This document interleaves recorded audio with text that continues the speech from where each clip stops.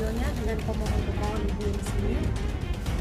Tadi ketika saya ditunjuk sebagai saksi, pastinya perasaan saya campur aduk ya. Yang pertama, saya ada perasaan tegang pasti, saya ada perasaan takut juga, tapi saya menguatkan diri saya bahwa niat saya hanyalah semata-mata ingin memberikan untuk bisa menjadi bagian dari keadilan untuk ibu-ibu di Indonesia yang mengalami hal yang sama seperti saya yang sudah memiliki hak asuh tapi tetap tidak bisa bersama dengan anak-anaknya. Dan mungkin kasus saya ini termasuk kasus yang terlama juga, udah 7 tahun. Jadi saya pikir mungkin udah saatnya saya melakukan pergerakan yang mudah-mudahan hasilnya positif sebagai bentuk perjuangan. Wah, dengan akhirnya naik ke tingkat Mahkamah Konstitusi ini dengan ingin bukan merebut ya, tapi ingin minta keadilan sepertinya seperti itu ya. Gimana Wah dengan akhirnya naik tingkat ke MK ini sendiri, karena semua sudah Awah lalui dan akhirnya di tahun 2024 ini Awah naik ke Mahkamah Konstitusi. Pastinya saya tidak pernah membayangkan kalau misalnya kasus anak saya bakal sepanjang ini. Tapi saya menganggap ini mungkin adalah salah satu akhir yang masih saya jalani, masih saya lewati jalan Tuhan. Kalau memang ini saatnya kita bergerak gitu. Dan saya di sini mungkin saya adalah seorang public figure yang mempunyai teman-teman media yang memberikan atensi yang sangat saya syukuri. Mungkin ini bisa saya jadikan satu wadah untuk kita menyuarakan, karena ini memang benar-benar satu fenomena yang seperti gunung es yang terlihatnya tuh dikit tapi ternyata tuh bawahnya banyak banget kan. Seperti hal kecilnya banyak yang DM saya di Instagram kalau mereka mengalami hal yang serupa. Jadi ketika ini bisa sampai di ranah Mahkamah Konstitusi, pasti saya ada rasa bersyukur dan berharap ini bisa menjadi jawaban dari doa-doa saya selama ini. Sampai detik hari ini kasus yang bergulir seperti apa? Karena kan sempat kemarin ke pending dalam arti mengenai pihak sana mau minta paspor, akhirnya dirimu itu salah satu yang terakhir yang akhirnya nggak bisa gitu yang Awah kasih, karena memang betul-betul Awah nggak bisa komunikasi, karena Awah juga nggak mau juga memberikan paspor itu karena Awah juga ada yang namanya tidak bisa berkomunikasi sama anak-anak. Itu seperti apa sampai di detik hari ini, Wah? Iya, jadi seperti yang tadi saya nyatakan sebagai saksi bahwa saya memang tidak mempunyai akses untuk berkomunikasi, kan? Itu yang pertama. Yang kedua, saya nggak bisa melakukan apa-apa gitu, walaupun hak asuh itu sudah inkrah. Jadi saya perjuangin hak asuh bertahun-tahun. Kenapa cuman seperti hanya secari kertas tanpa kekuatan apapun?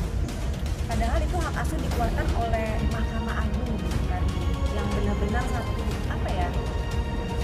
hukum di Indonesia yang tertinggi ya, Mahkamah Agung itu. Jadi seperti kenapa ini ada yang salah di mana gitu. Dan ya udah, jadi ini merupakan satu bentuk ikhtiar dan usaha. Tapi kebetulan juga saya dipertemukan dengan ibu-ibu yang mengalami nasib yang sama-sama saya, yang hadir di sini Mbak Sepia dan Mbak Nur.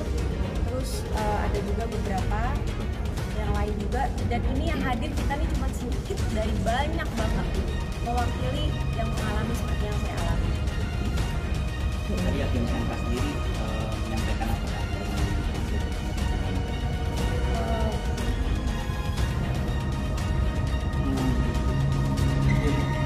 Kan begini ya, kalau untuk Hakim MK itu kan hanya hukum acara pada hari ini kan hanya untuk mendengar saksi. Cuman pada prinsipnya kan dari penasihat hukum gini, untuk kasus seperti ini kan udah menjadi fenomena yang bersifat pasal. Apalagi pemohon kami ini sudah memiliki status hak anak yang berkekuatan hukum tetap juga hanya gitu kan. Cuman dalam pelaksanaan kan hanya di atas kertas. Jadi di mana peran negara gitu? Sementara konstitusi mengharuskan anak mendapatkan kasih pemeliharaan dari kedua orang tua. Tapi faktanya hukum kita tidak bisa berbuat apa-apa jika salah satu orang tua kandung memisahkan anak dari orang tua lain. Itu yang menjadi catatan. Hukum pidana di sini ya seperti macan ompong kan. Jadi tujuan kami ke MK ini bagaimana kita bisa memformulasikan kekosongan hukum ini, katakanlah bukan kekosongan, penegak hukum yang salah, supaya mendapatkan pemahaman jangan lagi menolak perkara pidana yang masuk. Kan gitu. Karena hal seperti ini sudah menjadi tanggung jawab negara dan masuk ranah publik, bukan ranah privat. Itu yang menjadi catatan kita. Bukan ranah privat. Pemisahan anak oleh salah satu orang tua itu ranah publik. Jadi ranah publik itu udah ranah kepolisian, pidana harus berperan dalam kasus seperti ini. Itu dari saya. Oke, Ini kan sudah masuk dalam Ramadan sendiri. Apakah sudah bertemu dengan anak-anak atau belum? Iya. Seperti apa di Ramadan kali ini? Iya, kalau Ramadan kali ini seperti yang saya bilang kan paling suka ketemu anak di sekolah, itu pun sangat terbatas banget gitu. Ngobrol pun hitungan menit karena memang mereka belajar ya. Jadi ya kalau misalnya ketemu belum sih, saya belum tahu kapan karena ya itu dengan segala keterbatasan yang saya punya gitu kan. Kadang-kadang itu ada sedih juga kalau lagi bulan Ramadan gini kan, pengen sahur bareng, anak-anakku mulai gede gitu kan, ngerasain sahur bareng mereka, terus buka bareng, ngajarin mereka puasa, tarawih gitu ya. Itu rutinitas yang mungkin sehari-hari tapi bermakna banget gitu untuk kedekatan orang tua dan anak yang saat ini saya nggak bisa. intensitas ya, ketemunya gimana Kak? Kalau itu ngobrolnya juga terbatas banget Mbak, karena kan orang tua itu tidak boleh masuk ke ranah kelas ya, karena itu kan private anak dan guru. Lalu kemudian istirahat juga hitungan menit, dan anak saya juga istirahat ya main sama temennya gitu. Jadi mungkin yang paling mantau dari jauh, ngobrol pun hitungan menit. Yang diobrolin kira-kira Ya mungkin hal-hal standar aja. Saya juga tidak bisa bertanya secara private karena saya tidak pernah punya ruang untuk berdua. Anak saya itu selalu dengan teman-temannya gitu kan. Gak mungkin juga saya tanya hal-hal yang terlalu sensitif, nanti anak saya akan merasa malu gitu kalau temennya tahu oh ternyata dia ini gak tinggal sama ibunya ya gitu kan. Jadi saya juga jaga mental anak saya, jaga perasaan anak saya. Itu berarti yang syarif Kak? Kalau yang cewek?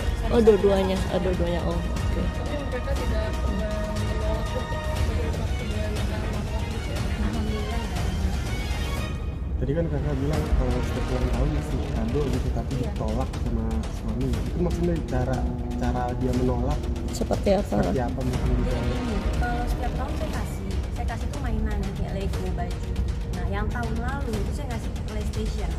Karena anak saya sehari suka main PlayStation. Nah ketika saya kasih PlayStation, saya antar ke rumahnya gitu. Ternyata nggak boleh masuk.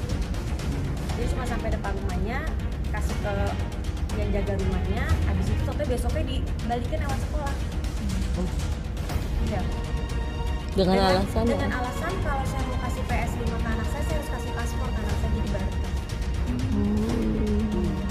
Gitu. Itu PS5 kesenangan anak saya loh. Jadi kesenangan anak saya bisa dibarter. Nilai aja sendiri ya. Itu menurut orang tua itu adalah keputusan yang bijak atau tidak.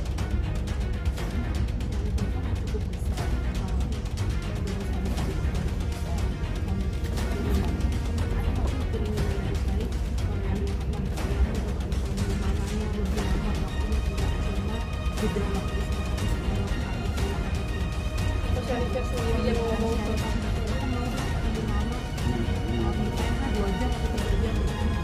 Kalau anak saya ke bapaknya pernah ngomong atau nggak, saya pasti nggak tahu ya Mbak, karena saya nggak ada komunikasi sama sekali. Dan kalau Syarif ke saya, Syarif itu cuma pernah ngomong kayak, saya bilang tadi mau nggak jalan sama Umi, dia mau kok jalan sama Umi. Tapi saya juga nggak pernah mau masuk ke area itu lebih dalam karena saya